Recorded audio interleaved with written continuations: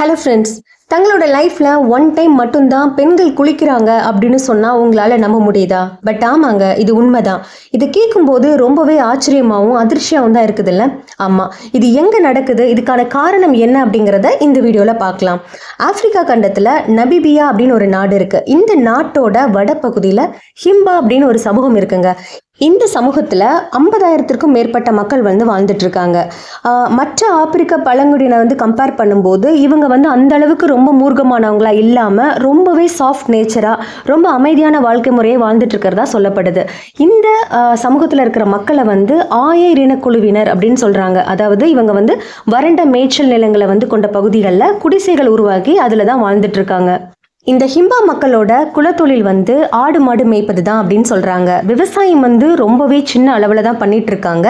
And இவங்க கிட்ட இருக்கிற ஒரு வழக்கம் என்ன அப்படின்னு சொன்னால், தங்கிட்ட இருக்கிற கால்நடைகளோட எண்ணிக்கையை பொறுத்து தான் அவர்களுக்கான மதிப்பு அளிக்கப்படுது அவங்க நம்புகிறாங்க. அதனால ஆண்கள் எல்லாருமே தங்களுக்குன்னு ஒரு மந்தையோ அல்லது ஒரு சின்ன கால்நடை குழுக்களையோ கட்டாயமாக வச்சுருக்கணும் அப்படிங்கிறதுல ரொம்பவே கிளியராக இருக்காங்க.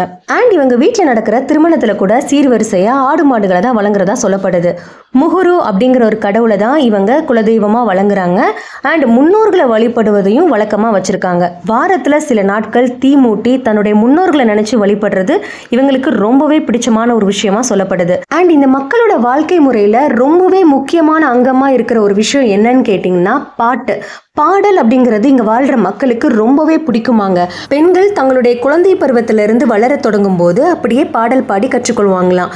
அவங்களுடைய பேரை இம்ப்ரெஸ் பண்ணணும் அப்படிங்கும் போதும், அவங்களுடைய திருமண நாட்களில், கர்ப்பமாகும் போது, ஏன் அவங்களுடைய வாழ்நாளில் கடைசி வரைக்குமே பாட்டு அப்படிங்கிற ஒரு விஷயம் ரொம்பவே ஒரு முக்கியமான அங்கமாக அவங்களுடைய சமூகத்தில் பார்க்கப்படுது.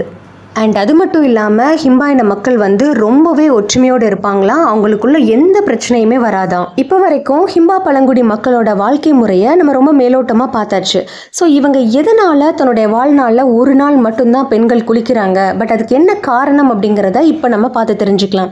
ஹிம்பா பழங்குடி மக்கள் பெரும்பாலும் வசிக்கிறது தண்ணீர் கிடைக்கவே ரொம்ப அரிதான பகுதியில் தான் இவங்க வாழ்கிறதா சொல்கிறாங்க. அப்படிங்கிறதுனால குளிக்கிறத கட்டாய தடையாக பண்ணி வச்சிருக்கிறாங்க. இதனால் இங்கே வாழ்கிற பழங்குடி மக்கள் தங்களோட லைஃப்ல ஒரே ஒரு முறை மட்டும்தான், அதுவும் அவங்களுக்கு திருமணம் நடைபெற நாள்ல மட்டும்தான் குளிப்பாங்களாம். இதை தான் அவங்களுடைய பாரம்பரியமாகவும் தொடர்ந்துட்டு வர்றதா சொல்கிறாங்க. ஆனால் இது எப்படி முடியும், இது எந்த அளவுக்கு சாத்தியம், நிஜமாவே அந்த மாதிரிலாம் ஒருத்தங்களால் இருக்க முடியுமா அப்படிங்கிற டவுட் நம்மள நிறைய பேருக்கு வரலாம் இல்லையா?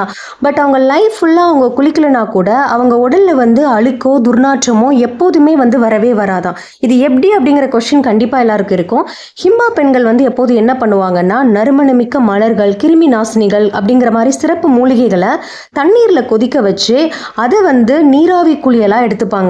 இதன் மூலமா தான் தங்களுடைய உடலை ரொம்ப சுத்தமாகவும் ஆரோக்கியமாகவும் வச்சுக்கிறதா அவங்க சொல்றாங்க. இது எல்லாத்துக்கும் மேல விலங்குகளுடைய கொழுப்பு எண்ணெய்களோட வாசனை திரவியம், அப்புறம் ஒரு வகையான காவி நிற கனிமம், இதெல்லாம் சேர்த்து அவங்களுடைய உடல் முழுக்கவும் தலைமுடியிலையும் அதிகமாக பூசிக்கொள்வாங்களாம். இந்த மாதிரியான விஷயங்கள் தான் அவங்கள தன்னை ரொம்ப புத்துணர்ச்சியாகவும் நாங்கள் ரொம்ப ஆரோக்கியமாகவும் இருக்கிறதுக்கு ஹெல்ப் பண்ணுது அப்படிங்கிற மாதிரி சொல்றாங்க. அண்ட் இதெல்லாம் விட ரொம்பவே பெரிய விஷயம் என்னன்னு சொன்னால், ஆப்பிரிக்க பெண்கள்லேயே ஹிம்பா இன பெண்கள் தான் ரொம்பவே அழகாக இருப்பாங்க அப்படின்னும் சொல்லப்படுது. இந்த பழங்குடி மக்களுடைய வாழ்க்கை முறைகளை பற்றி நீங்கள் என்ன நினைக்கிறீங்க அப்படிங்கிறத கண்டிப்பாக நீங்கள் கமெண்ட் பண்ணுங்கள். அண்ட் இந்த வீடியோ உங்களுக்கு பிடிச்சிருந்துச்சுன்னு சொன்னால் கண்டிப்பாக சேனலை சப்ஸ்கிரைப் பண்ணி சப்போர்ட் பண்ணுங்கள். தேங்க்ஸ் ஃபார் வாட்சிங். பை.